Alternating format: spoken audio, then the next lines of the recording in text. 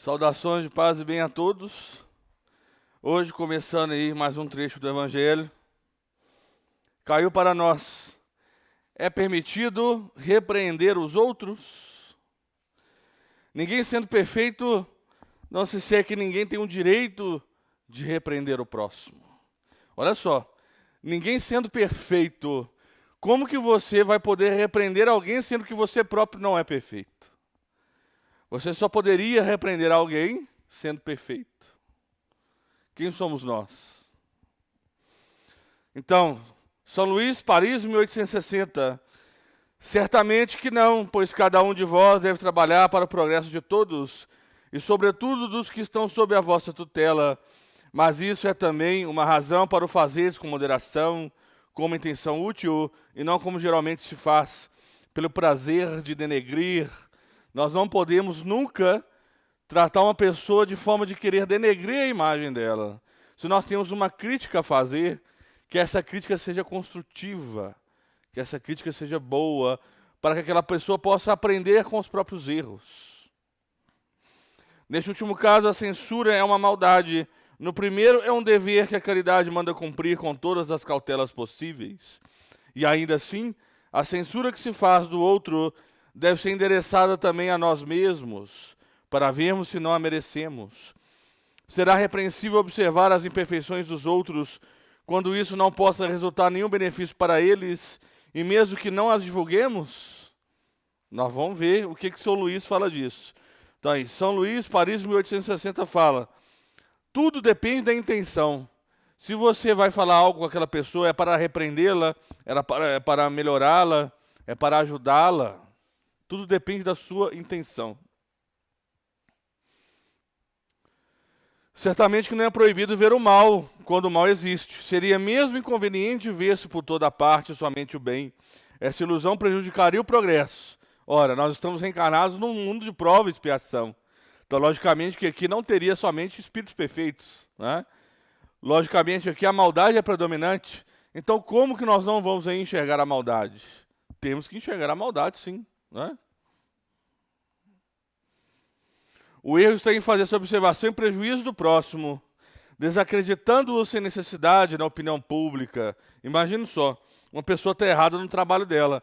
Ao invés de você chamar a atenção dessa pessoa, vocês dois sozinhos, você o faz em público, para mostrar para todos que aquela pessoa está errada naquele assunto. O que você ganhará com isso?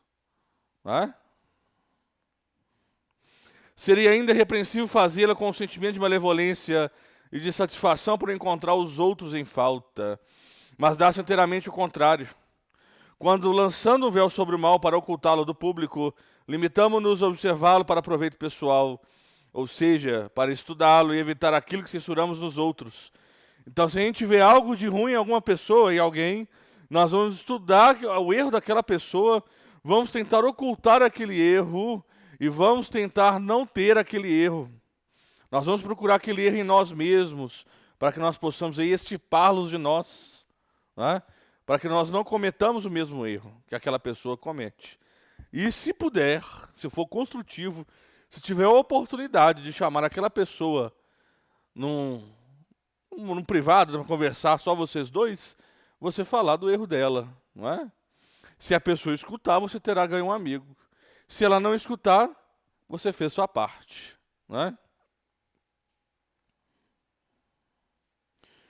Essa observação, aliás, não é útil ao moralista? Como descrevia ela as extravagâncias humanas, se não estudasse os seus exemplos? Exatamente. Acaso que seja útil descobrir o mal alheio? Será que existe utilidade em você ficar aí sempre querendo descobrir o mal? Qual que é a utilidade disso? Então, São Luís, de novo, nos explica, em Paris, 1860. Essa questão é muito delicada e precisamos recorrer à caridade bem compreendida. Se as imperfeições de uma pessoa só prejudicam a ela mesma, não há jamais utilidade de divulgá-las. Ora, a pessoa ela tem os seus erros, mas aqueles erros prejudicam somente a ela. Para que você vai expor os erros dela, então? Para que você vai mostrar para todos que aquela pessoa está errada naquilo? Ela não está prejudicando a mais ninguém, a não ser a ela mesma. Não é? Mas se elas podem prejudicar a outros, é necessário preferir o interesse do maior número ao de um só. Então, se aquela pessoa está cometendo um erro, e esse erro prejudica um todo, você tem o dever de ir até aquela pessoa e conversá-la com amor e com caridade, explicando o erro que ela está cometendo, para que esse erro não afete aos outros. Isso acontece muito em grupo espírita, né? Uma pessoa está errando, você deve permitir que ela erre até o certo ponto dela estar interferindo só a ela mesma.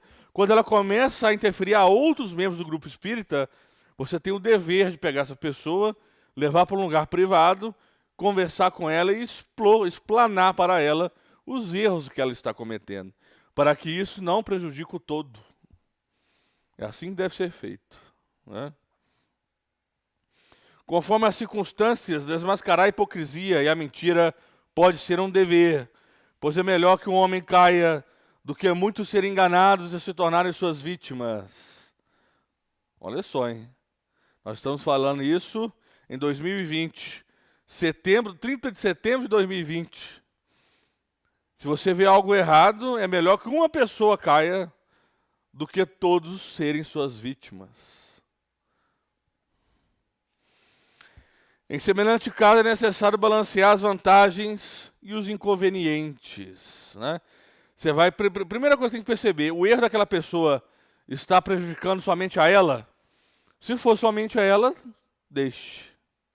Mas se ela começar a prejudicar mais pessoas, é dever nosso, como verdadeiros cristãos, pegar essa pessoa e expor os erros que ela está cometendo, para que ela cesse, não é?